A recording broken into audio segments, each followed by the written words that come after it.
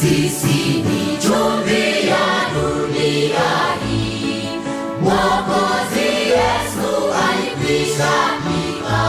Tukawashe moto wa Injili.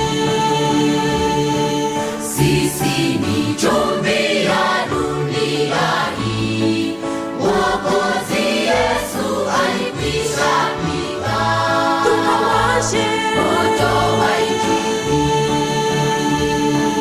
yaangaza mbele za watu. Matendo yako yana sura gani?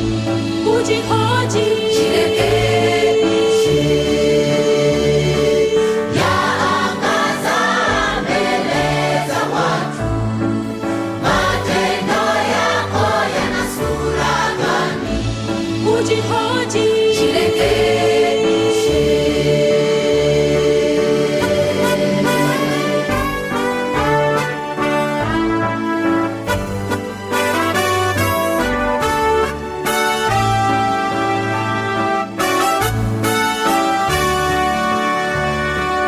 Chumvi ikiwa imeharibika, ndipo hukanyagwa na watu wote. Itupeni nje. Chumvi ikiwa imeharibika, ndipo hukanyagwa na watu wote.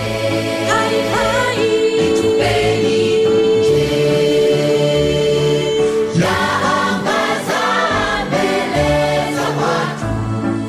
Matendo yako yana sura gani? kujihoji Jirekebishe. Yaangaza mbele za watu. Matendo yako yana sura gani? kujihoji Jirekebishe. Yaangaza mbele za watu. Matendo yako yana sura gani? kujihoji